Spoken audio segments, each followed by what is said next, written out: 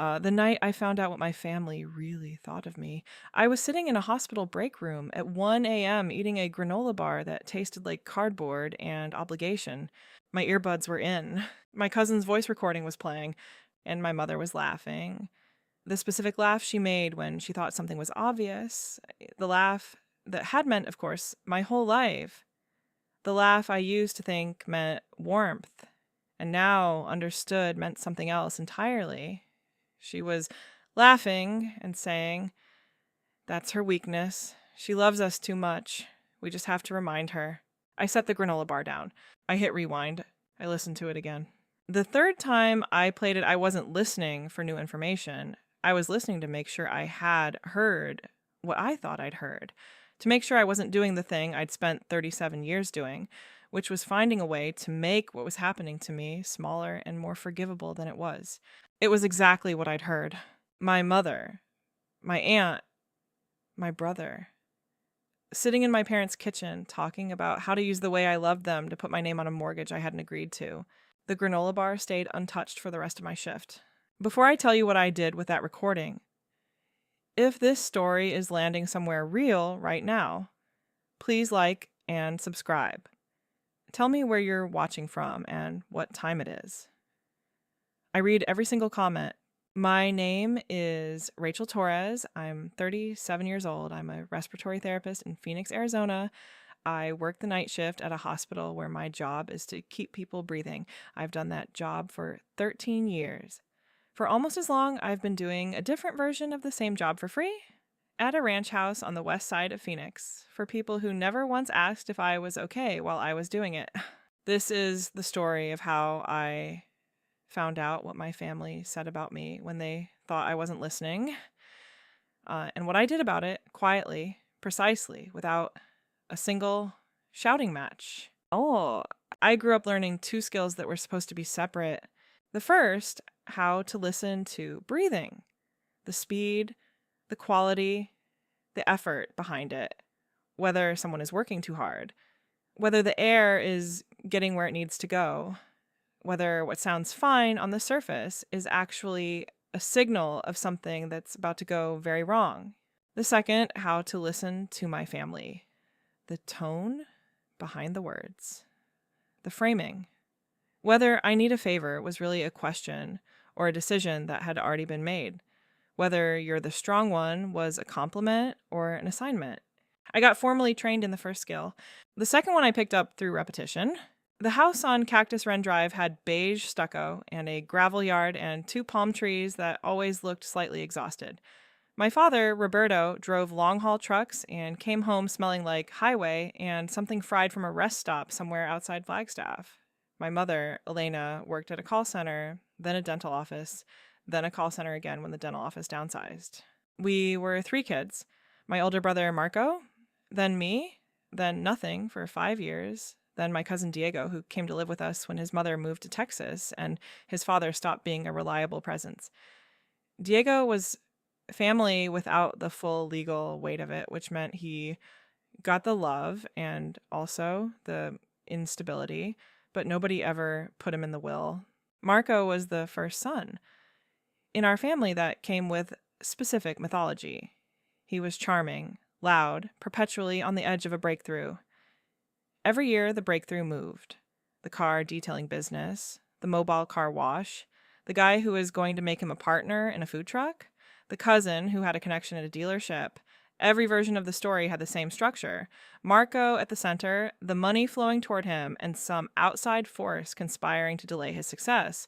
I was, as my father liked to say, the one who just handles things. He meant it with love. It took me until my mid-30s to understand that love and extraction are not mutually exclusive. I was serious in school not because anyone pushed me, but because I found early on that being good at something was the one area of my life that no one could retroactively claim credit for or redirect towards someone else. I did math homework at the kitchen table while Marco watched TV. I applied to the community college program with a scholarship I found myself by reading a bulletin board.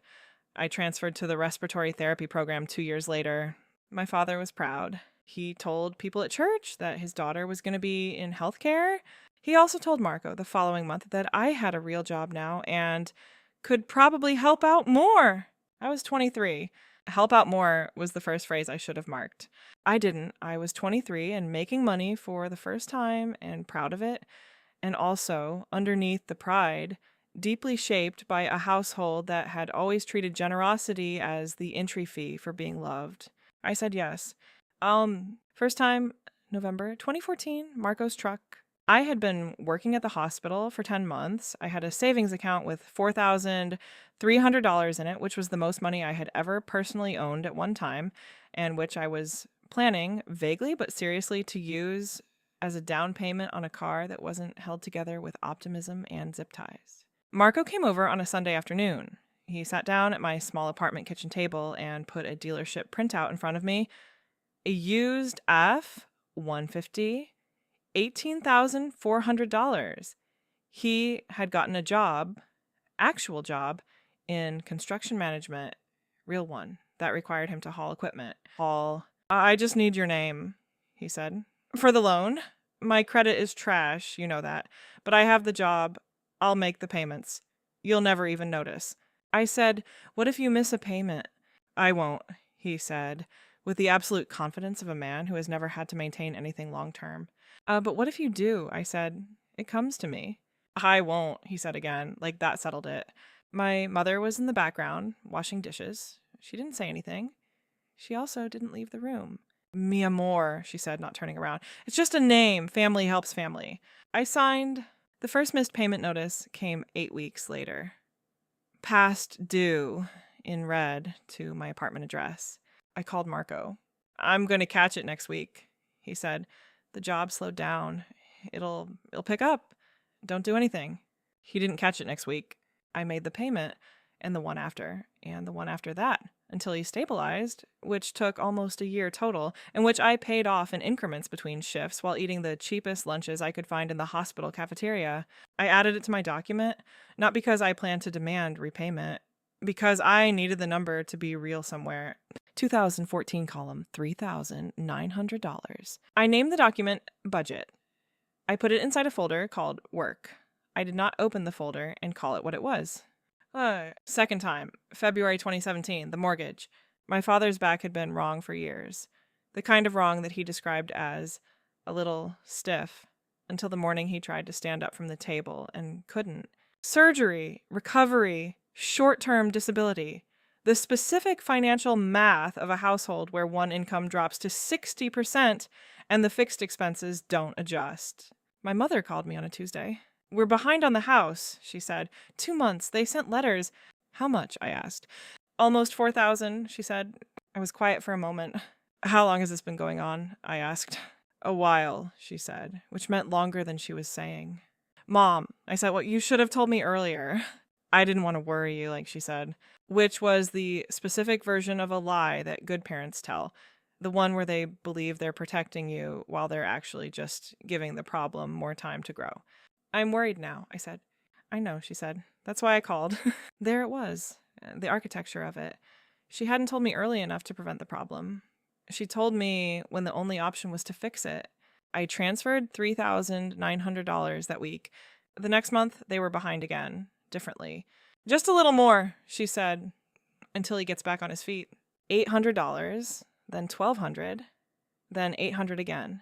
By the end of 2017, I had transferred just over $11,000 into their account in 7 separate amounts, each one just this once, each one connected to the last in a chain I had not looked at straight on until I updated my document and saw the column total. $11,200. I opened a new spreadsheet tab. I titled it Total. Third time, October 2019, the second crisis. My father recovered from surgery. Then he had a second herniation, different disc. Worse timing. The disability payments ran out. The property taxes hadn't been paid in a year. This time my mother called me differently. She didn't ask. She said, the county sent papers. If we don't pay by the 15th, they put a lien on the house. How much? I asked. $6,200, she said. I know it's a lot, but it's the house, your father's house. He worked for that house. She paused. I told Marco, but he doesn't have it. What else? She said. He's trying, you know. Sophia next door said she might be able to help a little, but she's also tight right now. My name came last. I have it, I said before she finished the sentence. The transfer went through the next morning. I went back to work. I adjusted a vent for a 63-year-old woman with COPD who kept pulling at her tube. I recalibrated an oxygen mix. I charted. At 3 a.m. in the break room, I opened my laptop and updated my document. Total by end of 2019, $39,780. I stared at the number for a while. Then I closed the laptop and went back to the floor. I had 2 hours left on my shift and 4 more patients to check on, and 0 bandwidth left for the feeling that was trying to form itself into words in the back of my chest. 4th time, March 2022, the last one. My father died fast in his sleep, in the recliner. The mortgage had 8 years left. His life insurance cleared almost all of it. For the first time, the house was nearly free. My mother called me the following month. I'm going to put Marco on the deed, she said. He has a family. If something happens to me, I want it to be clear. That's your right, I said. It's your house. I knew you'd understand, she said, relieved. Then 3 weeks later, the bank needs you to sign something. What? I asked. From the old refinance, she said. Your name is on something. It's just a formality. Something changed in my chest. The specific change that happens when a clinical instinct fires before the reasoning has caught up. Send me the paperwork first, I said. It's easier in person, she said. Then I'll come in person when I've read it first, I said. She went very quiet. You've changed, she said finally. I'm being careful, I said. Oh, you never used to be like this, she said. You used to just trust us. That was true. That was also the problem. The advantage of working nights is that everyone assumes you sleep during the day. Like the advantage of being the quiet cousin is that nobody lowers their voice when you're in the room. Diego had lived in my parents' house off and on since he was 11. He was 21 now, working at a tire shop, taking 2 community college classes, permanently in the category of kid in that household, even though he was a grown man with opinions and a phone that he was very good at operating. I called him on a Friday. Weird question, I said. All your questions are weird, he said. That's how I know they're going to be interesting. Do you ever forget your phone somewhere in the house? I asked. Like on the fridge or the counter? He was quiet. Rachel, he said. I'm not asking you to spy, I said. I'm asking if you ever happen to leave your phone recording by accident. Another pause. You think they're planning something, he said. I think they're saying things when I'm not there that explain why they keep framing every request the way they do, I said. And I'm tired of feeling crazy. I either find out I'm wrong and I owe them an apology in my own head, or I find out I'm right and I stop pretending I don't know. He exhaled slowly. If I do this, he said, and they find out, I'll keep you out of it, I said. Whatever comes from it, it comes from me. He thought for a long moment. I'm not doing it because you asked, he said. I'm doing it because I'm also tired of sitting at that table listening to what they say about you. He paused. Next Sunday, he said. Dinner, I'll set my phone on the counter and forget it. Sunday passed. Monday morning, at 7 a.m., after I came off my shift, I had a file in my shared folder. It was 41 minutes long. I didn't play it right away. I went home, I showered, I lay on my bed and stared at the ceiling for half an hour. Then I got up, made coffee, sat at my kitchen table, put my earbuds in, and hit play. The first 20 minutes were ordinary. The clink of forks, my mother's telenovela playing in the background, someone asking for more tortillas. Then, at 22 minutes and 14 seconds, Marco pushed back from the table. The bank said we need to redo the paperwork, he said. What did they say exactly? My mother asked. They said Rachel's name is still on there from the old loan, he said, as guarantor. They need her to sign again or her credit falls off. And without her credit, the payment goes up. I like a lot. So she needs to sign, my mother said. She won't, Marco said. You know how she is now. Everything is let me read it first. Everything is I need to think about it. Like we're asking her to give a kidney. She used to just do it, my mother said. She had that therapist, Marco said. You know she's been going to therapy. That's when this started. Now everything is boundaries and I have to protect myself. My Aunt Marta's voice. You have to guilt her. Tell her your father would be heartbroken. Tell her she's going to give you anxiety. Tell her you might have to sell. She doesn't care about guilt anymore, my mother said. That's what the therapist did. Took away her guilt. Yeah, then appeal to her image, Marta said. Nobody wants to be known as the daughter who let her mother lose her house in this family, in this neighborhood that follows you. My mother laughed. The specific laugh, the one I described at the beginning. That's her weakness, she said. She loves us too much. We just have to remind her. And if reminding her doesn't work? Marco asked. Then we find another way, my mother said. It's my friend Eddie did something with his ex, Marco said. She was on his lease and he needed to change it. He said there's a way to submit paperwork with someone's information without them physically signing if you have their SSN and their ID. His cousin does it in a notary office. Diego's voice flat. That's fraud. Marco, you watch too many legal shows.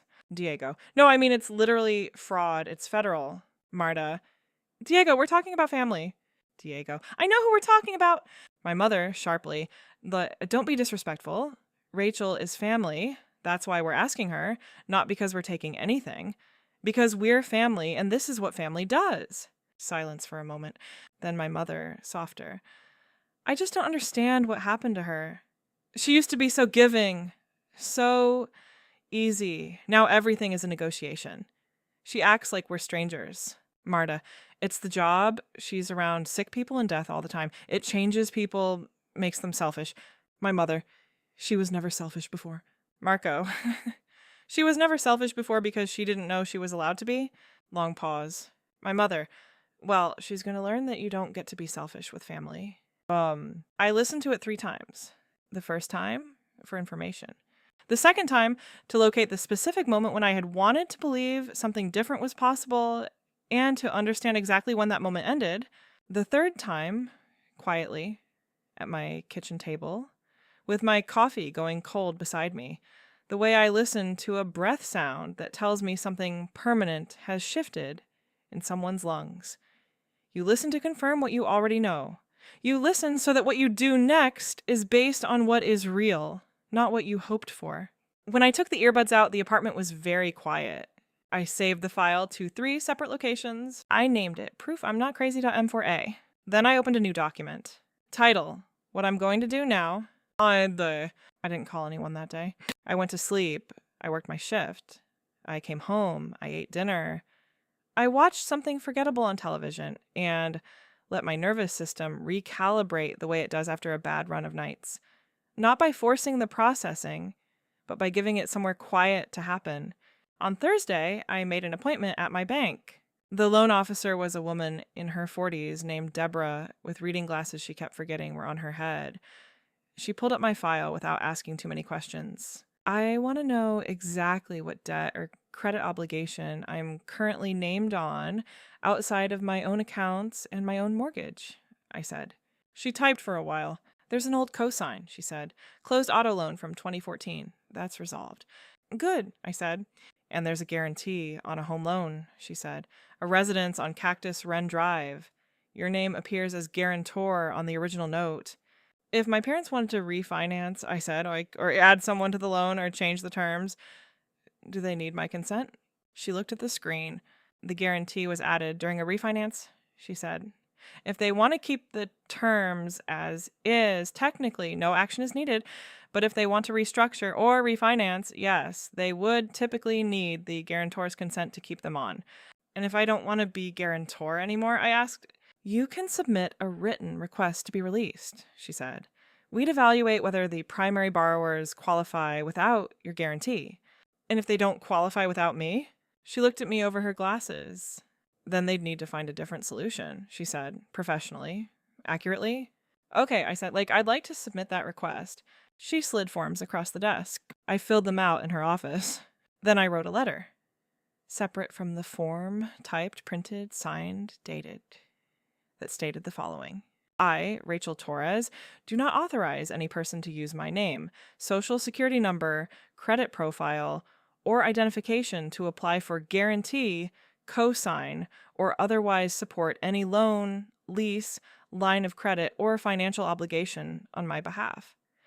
Any such Action taken without my in-person signed consent constitutes unauthorized use and will be reported accordingly. I sent certified copies to my bank, to the mortgage servicer, and to the 3 credit bureaus. I also emailed a copy to a consumer rights attorney whose name I'd found through a hospital social worker. Her name was Dana Park. She called me back within 2 days. I told her about the recording. I did not use the word proof. I used the word documentation. She appreciated that. The mortgage fraud idea they mentioned, she said, after listening to the relevant portion, would constitute bank fraud and identity theft. What you've done with the certified letter is an excellent preventive measure. If they attempt what was described and it's traced back, the recording would be relevant. But I don't want to go to court, I said. You may not have to, she said. Often the documented intent to commit fraud is enough. Once the other party realizes they can't proceed without your cooperation and that trying to circumvent that has been anticipated. Anticipated was the right word.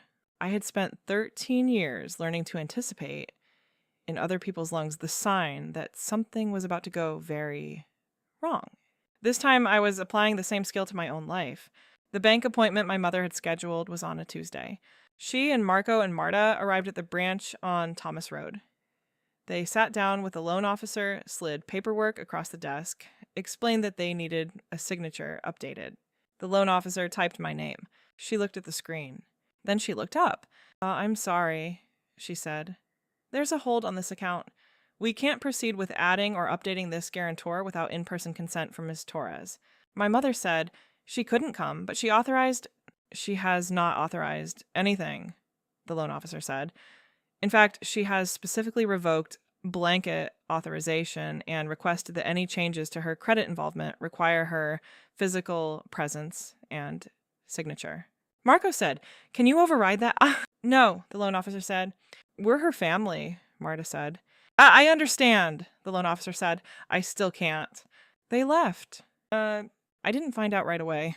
I found out when my aunt called Tia Gloria in California, who told her cousin, who told the woman at our old church, who told someone who told my friend Veronica, who texted me. I heard your family is telling people you refuse to help your mom keep her house, just so you know what's going around. I thanked Veronica. Then I called Tia Gloria. I want to play you something, I said. 41 minutes. You don't have to listen to all of it. Just 7 minutes. Start at 22:14. I sent her the file. She called me back 2 hours later. Dios mío, she said very quietly. I'm not asking you to take sides, I said. I know, she said. I'm asking you to know what the actual story is, I said. So when someone tells you what happened, you have context. I understand, she said. There was a long pause. You know what's funny? She said. Your mother always said you were the emotional one, the one who couldn't detach. I know, I said. But everything you just showed me, she said, is the calmest thing I've ever seen anyone do in a family fight. It's not a fight, I said. I haven't raised my voice once. That's what I mean, she said. I didn't send the recording to anyone else. I didn't post it online. I didn't email it to the extended family distribution list that my mother used for birthday announcements and photos of flowers in her garden. I gave it in full or in part to exactly 4 people. Tia Gloria, who was the gossip axis of the family, Diego, who already knew, Dana Park, my attorney, and Isa, who had been there when the first clue dropped on speaker. That was enough. Information, when placed correctly, doesn't need volume. 3 weeks after the bank appointment, Marco came to my hospital. Not as a patient. As a person who had decided that showing up at my workplace, unannounced, mid-shift, in the lobby with a coffee he'd bought in the cafeteria, and a face arranged into something between apology and threat, was a reasonable choice. I was told he was there by the unit secretary who buzzed me. There's a man downstairs asking for you. He says he's your brother. I finished what I was doing. I secured my patient's ventilator settings. I documented in the chart. I updated my colleague that I was stepping off the floor for 10 minutes. Then I went downstairs. Marco was sitting in one of the vinyl lobby chairs, coffee cup in both hands, leg bouncing. He looked up when he saw me. He stood. I stopped 6 feet away. We need to talk, he said. Okay, I said. The bank rejected the paperwork, he said. You know that? Yes, I said. Mom is spiraling, he said. She's convinced she's going to lose the house. She hasn't been sleeping. She's on my case every day. He exhaled. Rachel, it's just a signature. You've signed before. Why is this different? I looked at him. I thought about what I was going to say. I had thought about it actually for several days, not in the sense of planning a speech, in the sense of knowing myself well enough to know that when I finally said the important thing, I needed to say it once, correctly, and then be done. Do you want me to answer that honestly? I asked. He blinked. Yes, he said.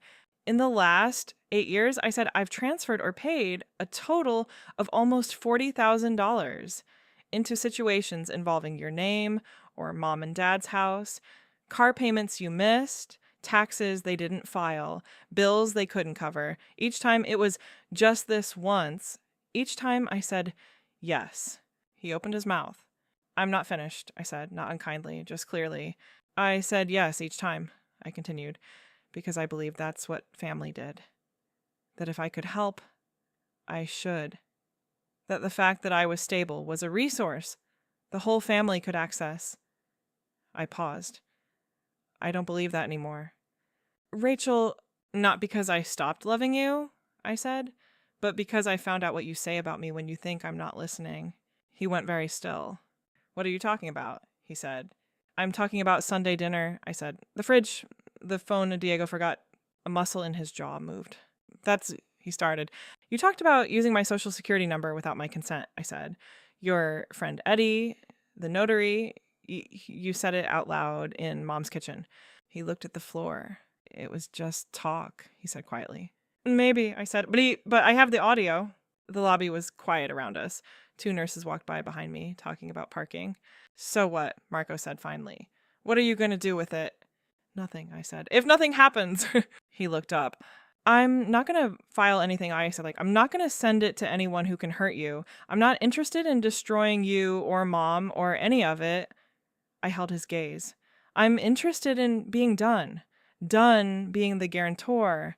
Done being the backup plan. Done being the option you reach for when everything else fails. So you're just cutting us off, he said, voice tight.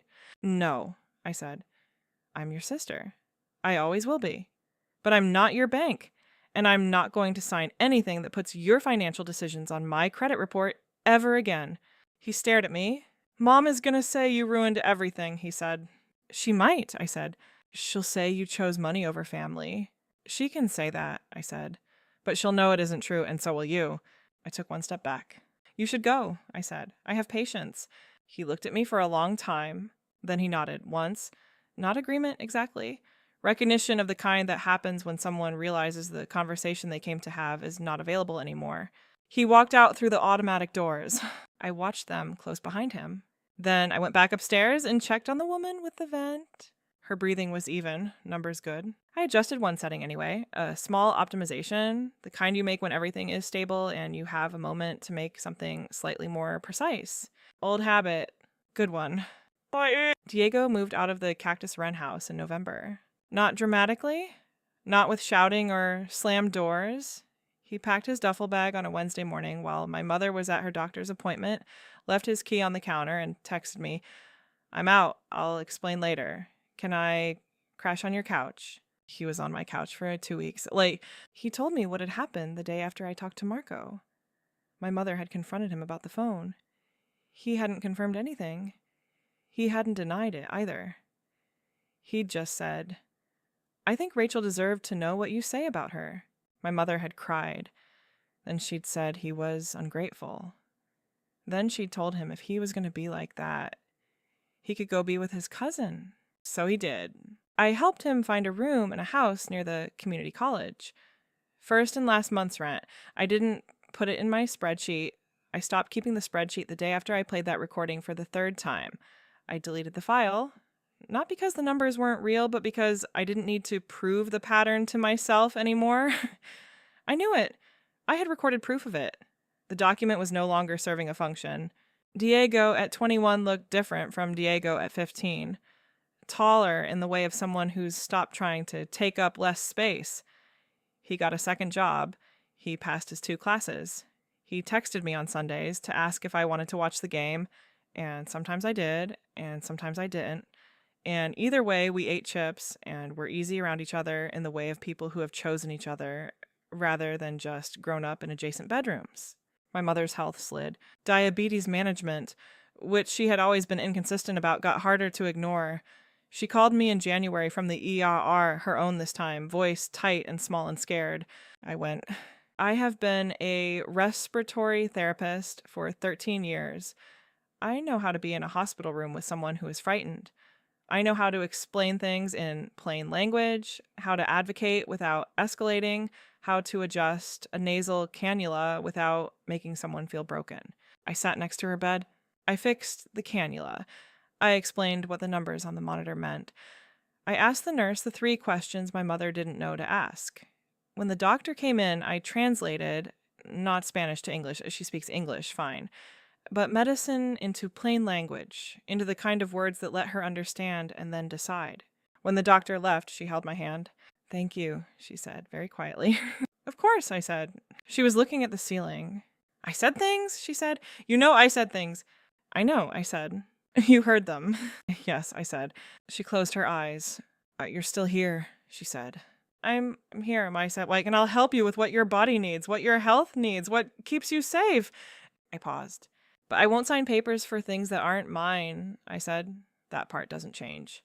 She didn't say anything for a long time. Then, "Your father always said you were the strong one." "I know," I said. "He meant it as a compliment," she said. "I know he did," I said. "But you're right," she said, very quietly, very hard for her. "It wasn't fair," she said. She stopped. Started again. "It wasn't fair. What we did with that." I didn't say thank you or it's okay or any of the reflexive phrases that would have let her off the hook or put me back on it. I just sat with her until the floor quieted down for the night. The house on Cactus Run Drive is still there. My mother still lives in it. Marco took over the mortgage payment, actual payment on time, which has been, I'm told, character building for him in ways that nothing else had managed to be. My father's work boots are still by the door. My mother moves them to mop and then puts them back. I drive past sometimes on my way back from late shifts. I don't go in unless I'm invited. Not as a rule, as a fact about where I live now and where they live and the distance between those 2 places that is not geography. My own apartment has a filing cabinet. Inside it, my will, executed last spring. My living will. My healthcare proxy, naming a colleague from work who has been my actual emergency contact for 4 years. My financial POA, naming Dana Park's firm. My parents not listed as beneficiaries, not listed as proxies. On the folder tab, I wrote Rachel Torres, her own. Then I thought that was a little much and changed it to just R. Torres, documents. The recording is on my phone in a folder called MISC, between a recipe I saved once and a podcast I keep meaning to listen to. I don't play it anymore. I know what it says. I know, with the precise certainty of someone who learned to diagnose from sound, what it meant. And I know, with the same certainty, that I did not need to explode or accuse or litigate or perform my own grief for an audience. I just needed to stop pretending I couldn't hear. I spent 13 years keeping other people's air moving. Making sure the breath got where it needed to go, making sure the numbers stayed in range, making sure the alarm was addressed before it became a crisis. I'm still doing that job. I just took my own name off the other one. If you stayed through this, if you listened to the whole thing, thank you, for real. Tell me in the comments, was there a moment when you heard something about yourself that changed what you were willing to do? Not a moment when you got angry, a moment when you got clear. I want to read every response. New stories coming soon. Take care of your own air first. Everything else moves better when you can breathe. Vertical bar